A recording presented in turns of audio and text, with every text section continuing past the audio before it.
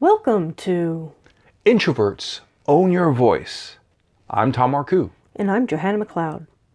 Today's episode focuses on convince investors to fund you. Master the 3 critical factors of pitch, network, and follow-up. The big idea here is that there are people who are training, they're studying, they take a workshop on pitching, but they don't know how to do the networking part. They don't know how to talk with the investors after the pitch. If someone comes up to you and says, well, I'm an investor and I'd like to know more about what you're doing. The other thing is they don't know how to follow up. But the truth is that the idea is not always king or queen. It's whether you are trustworthy. You see, basically, an investor says, yes, I want to go on this adventure with you. Now, the problem about adventure is that somewhere along the line, you can get hit and bleed. The investor is saying, can I trust you to lead? Now, the thing that we're going to build this idea of how to convince investors to fund you is on 2 major ideas. One is be heard and be trusted. This is so important to me that in a little while from now, it's going to be the 20th anniversary of my book, Be Heard and Be Trusted. Congratulations. Well, thank you. Thank you. The second big point is that investors all along the way are testing you. And they should. Because they want to know, can you succeed? They want to know, are you trustworthy? They even want to know, are you stable? So here are some things. So I serve as a pitch judge. After I have served as a pitch judge, then people doing startup companies come up to me and they want to talk to me and they want to learn something. But what they really want is they want me to connect them to someone I know so that someone I know would invest in their project. So I take them seriously. I have a question to start us off. What's the biggest thing that an introvert could do to just screw up the whole thing? Not rehearse is the huge thing. Now, you have to know what to rehearse, and that's what we're going to cover in this conversation. Now, in October 2018, I have a workshop in Silicon Valley called Convince Investors to Fund You. Master the 3 critical factors of pitch, network, and follow-up. And during that workshop, people will rehearse. They'll actually practice, but they're going to need to practice how to respond to certain questions. Now, before I get into those questions, what I want to do is share with you a real-life situation to show you that if you're not adept at follow-up and networking, you're not going to win. And so here's what happened. I'm raising money from one of my first major projects. I get invited to attend a screening of a feature film. This was a film made with independent funding, not from a studio. So there was an opportunity for me to be very observant. I know these folks are the investors. I should talk with them. I should at least get my brochure into their hand. Oh, that'll be great. Because once they see that, they'll go, oh, what a great idea. Here's my money. That's not how it works. I went to every one of them and I talked to every one of them and I gave every one of them brochures. I feel really good. I get befuddled because a number of these people would not give me their business card. They say, oh, just call my office or something like that. They were really standoffish. Which should teach me something. They were there to celebrate that they had participated in getting this other film made. They weren't there to be pressed upon, to have someone impose upon them. I was not making relationships. Now, I was in my 20s when I was doing this, so give me a chance here to understand. Never. Okay. No, but give me a chance to understand that there were things I just didn't know. And the thing is, next day, I get a phone call from my own kind of mentor who was teaching me how to do the production budget for making this film. Wasn't teaching me how to talk to people, wasn't teaching me how to develop rapport or network anything. This guy was only teaching me how to develop a budget, because if you have no budget, how can you raise money because you don't know what money you need? Yes. So he called me, he says, I really need to talk to you this afternoon. Can you come over? And so I went over. To this day, I remember being in his kitchen, sitting at his kitchen table, and he reaches into his pockets, and every single brochure that I gave out, he puts on that table, one after another after another. I just wanted to melt into his flooring and just die so I don't have to think about how embarrassed I feel. And he said, you will write an apology letter to my business partner. See, he was a co-producer on that film. This was awful. But it's interesting that one of my first books was called Be Heard and Be Trusted, because I had to learn how to develop relationships. This is a crucial part. You were asking that question about what can an introvert do to cause trouble. You do not, in networking events, run over your potential investor. And don't be deluded that just by telling them the idea, they're going to go, oh, great, here's my checkbook. No, what you need to do is you need to start right away and develop a relationship based on being heard and being trusted. The network element, you might pitch and then people might come towards you, or you might go to a networking event and you just might meet investors without having pitched them. But don't think that, oh my God, I've got this person in front of me, I must hit them with my full pitch. That can be very annoying. It is a bad idea. And it is something that often really doesn't work. So what you do is you start to talk with them as a person. You connect with them. Now, if you discover, if they actually say that, you know, I'm an investor and I'm looking at things. Oh, is there anything in particular you're looking at a potential candidate for something you might invest in? You ask them questions. You let them talk about it. You could even say, how did you get into investing? And they might go into, well, you know, originally I was an entrepreneur and I started a company and I thought once I have a fantastically successful company, I'm going to start investing, be an angel investor in other people's stuff. You know, just keep the cycle going on. Really? Well, tell me about your first company and what got you excited about that. You see, it's all about building that rapport. Now, here's the thing. I want to go back to the questions that we kind of hinted at near the beginning of our conversation. These are the questions that, at least on the subconscious level, the investors have about you. Now, they include things like, are you stable? Do you have emotional intelligence? What I demonstrated as a person, an entrepreneur in my 20s, is I did not have emotional intelligence. I didn't have relational skills to develop a relationship with someone I just met before I try to pitch something or sell something to them.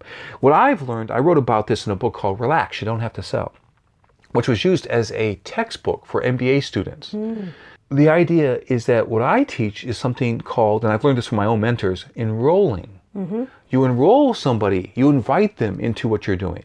So the difference between traditional sales, which is what I did as an accident, as a 20-something person with my first project, is traditional selling. Selling is imposition. Enrolling is invitation. You invite the person in to your world, but they're interested in hearing you if you listen to them first. Yes.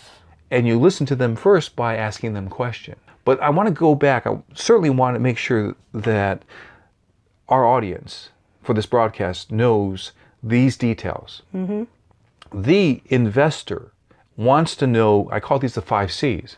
They need to know that you're confident, competent, conflict skilled, connection building, and coachable. You see, because those people who invest in you, they like to invest in people that sometimes, oh, you look like someone who was a young me. When I first started, and I could save you from so many big mistakes, you need to come across as coachable. At the same time, we don't even have a conversation if you don't come across as competent or confident. Now, where would you put maturity into all this? Because some of that could be just that you were not mature enough to understand what was going on.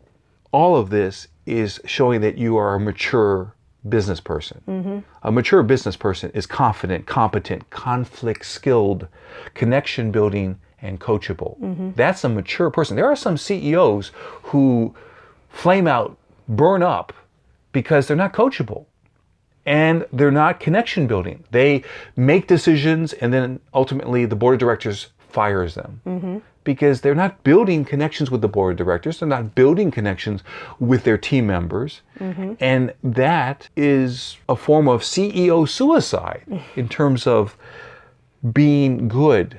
Now, here's the thing. I want to tell you what I say when I'm talking with someone who's coming to me and saying, well, you know, I want to know more. I have a startup. I have a good idea.